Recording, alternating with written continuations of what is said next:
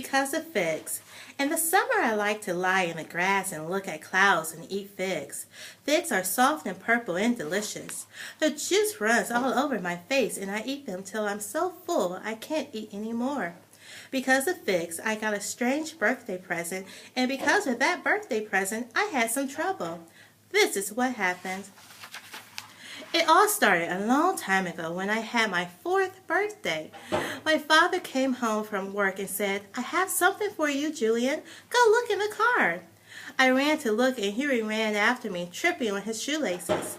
When we looked in the back seat of the car, there was a tree, a small tree with just a few leaves. We ran back to my father. "A tree for a birthday present?" I said. "A tree for a birthday present," Huey said. He was 2 years old, and he always repeated everything I said. "It's a fig tree," my father told me. It will grow as fast as you grow, Julian, and in a few years it will have figs that you can pick and eat." I could hardly wait to grow my own sweet, juicy purple figs. We planted the tree by our back fence, and I gave it water every day. And then one morning it had 2 new leaves. "Fig tree, you're growing!" I thought I should be growing too. There is a mark on the wall in the bathroom of our house where my father measures us, and I ran into the house to measure myself against my own mark. I pressed my hand against my head, flat to the wall, and checked where my hand was compared to the old mark. I wasn't any taller.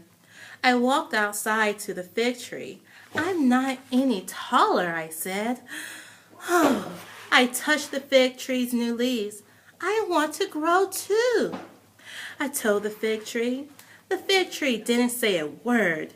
Maybe what makes you grow will make me grow. And very quickly I picked the fig tree new leaves and I ate them. They tasted worse than spinach. It was pretty sure they would make me grow. I did a little growing dance around the fig tree with my hands raised high in the air. It worked! I stayed taller than Huey. I got taller than my fig tree. And every time my fig tree got new leaves, I saw them and ate them secretly. And when nobody was looking, I did a growing dance. "If you don't like this, fig tree, just tell me," I said. The fig tree never said a word. After a few years, my father looked at my fig tree. "It's a nice little tree," he said, "but it isn't growing."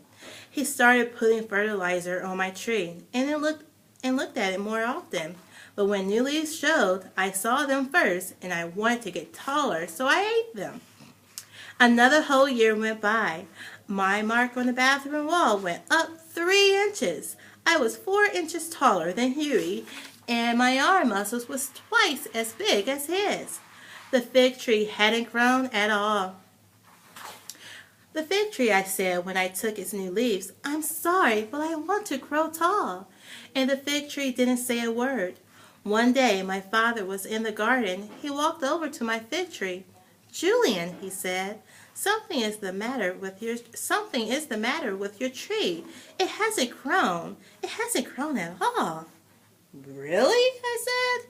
I didn't look at my father. I didn't look at my fig tree either.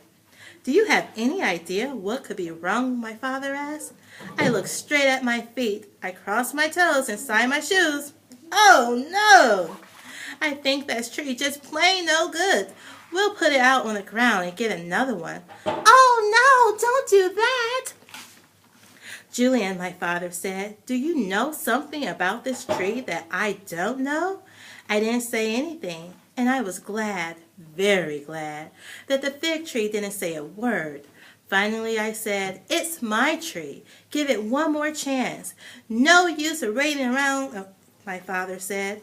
His hand was around the trunk of my tree. "Please, please," I said. My father's hand relaxed. "After all, it is your tree," he said. "Just tell me when you want another one." All afternoon I couldn't think of anything but all the little fig leaves I have eaten. I was pretty sure I knew why the fig tree didn't work. At bedtime, I couldn't sleep, and when Huey went to sleep, I got up and sneaked outside to my fig tree. I told God I knew that the fig leaves belonged to the fig tree. I told the fig tree I was sorry and I promised I would never eat leaves again. The fig tree didn't say a word, but the next week it got 2 new leaves and kept them. That night I went to bed and I dreamed a good dream. My fig tree was higher than the house and I was almost as tall as my dad. And there were big figs, juicy figs, sweet figs falling all over the lawn.